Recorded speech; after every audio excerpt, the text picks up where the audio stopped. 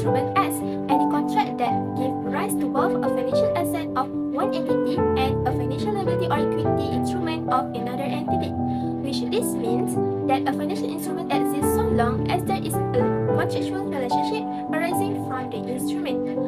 What is the contractual relationship?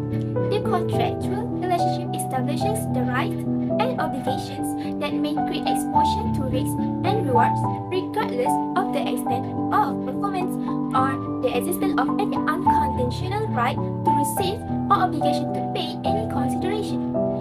According to MFRS 132, there are three financial instruments which are financial asset, financial liability, and financial equity.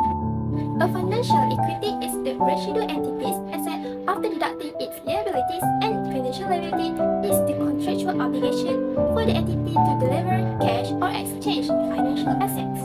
These financial instruments are initially recognized based on trade debt accounting or settlement debt accounting, and for the initial measurement, all financial assets and liabilities shall be recorded at their fair value amount. However, if the financial instruments are categorized as a fair value through other comprehensive income, then they shall be initially measured at fair value plus other transaction costs. Next, for subsequent measurement, financial liabilities are measured at amortized cost except for fair value through profit or loss.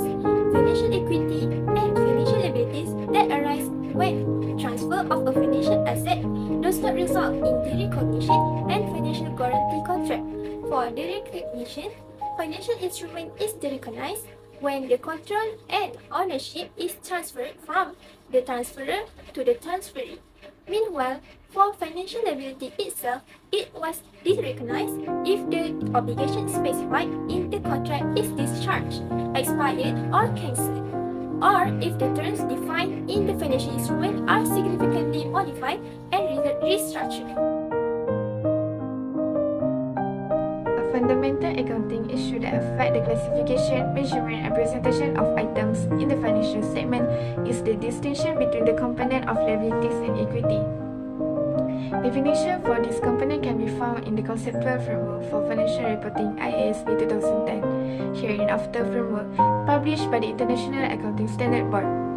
The framework offers only limited guidance for classifying a transaction or event as constituting a liability or equity because equity is defined as a residual. Nevertheless, the old dichotomous classification has become even more difficult due to the change in the nature and complexity of compound financial instruments. Thank you, Farha, for the explanation. Now, I will proceed with the issue of problems arise pertaining to the financial instrument that was discussed in this article. The first issue is determining the treatment of an unusual redemption premium or identifying or valuing the components. Under IAS 32, each feature of a compound or hybrid instrument should be examined to determine whether it is a separate component, whether the component is a liability, equity, or derivative in nature, or whether the feature affects the classification of another component. For example, consider short-term convertible notes, which are classified as a liability with embedded equity under IAS 32. The split accounting treatment required by IAS 32 results in complex accounting for this instrument. As a result, it will be difficult for small entities to separate and value the two components. Next, the second problem is differentiating a financial liability from an equity instrument. If an instrument does not include a contractual obligation to deliver cash or another financial asset, it is an equity instrument, and if include, it is a liability instrument. It is very important to classify financial instrument by determining the existence of the contractual obligation of the issuer of the financial instrument to deliver cash or another financial instrument to the holder. But IAS 32 only focuses on contractual rights and obligation and not on probabilities of outflow of cash and other resources associated with those rights. For instance, contingent convertible bonds, if this instrument converts into a variable number of shares, it will be classified as a liability and equity if a fixed number of shares.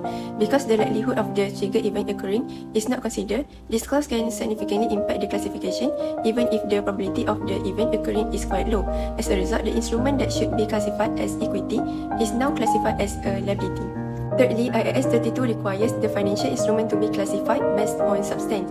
There are cases where the instrument is equity in legal form but a liability in substance and vice versa. For example, on units issued by limited life trust, and this instrument is equity from the valuation perspective and would normally rank last in the liquidation. This causes the instrument's return and right to assets upon liquidation to be exclusively determined by the entity's performance.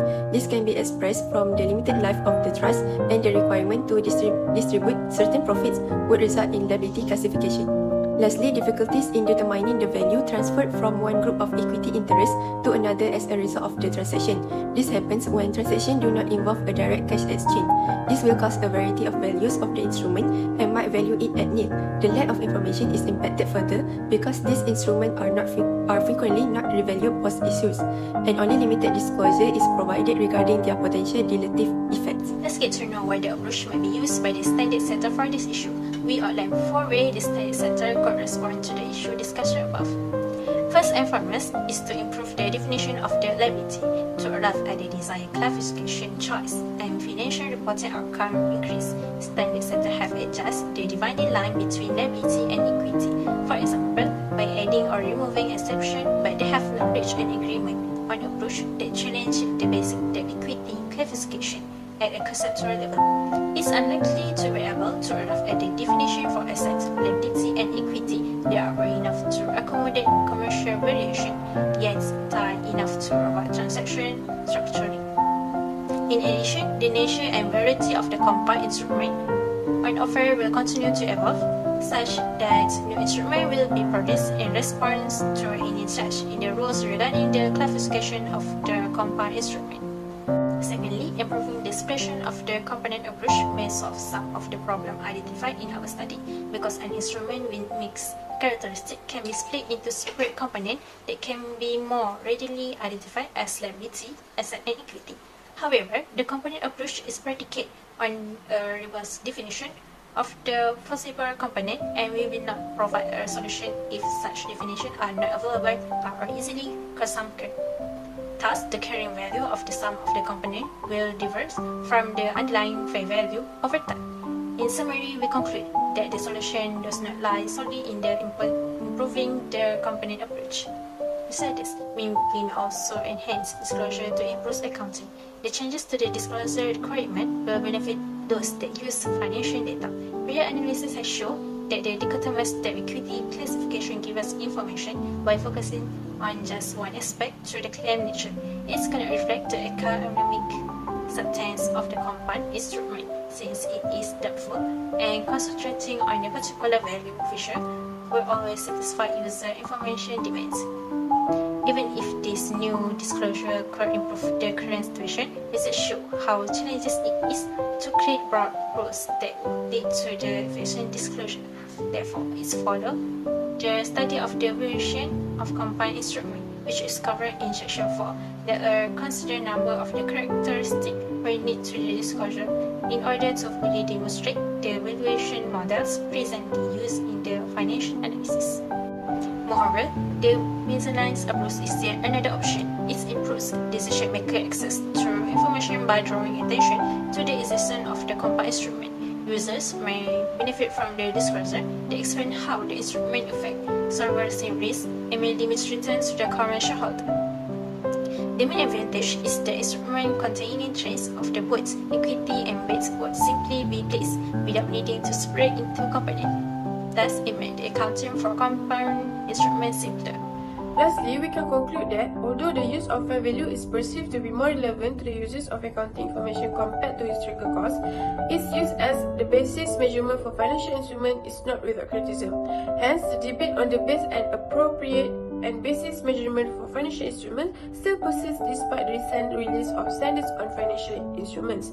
This happened as financial instruments remains as a complex area made complicated due to the advancement in development as well as creativity surrounding the financial product offered in the financial market.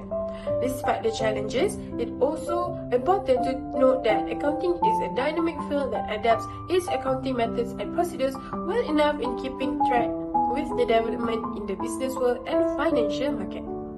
Thank you.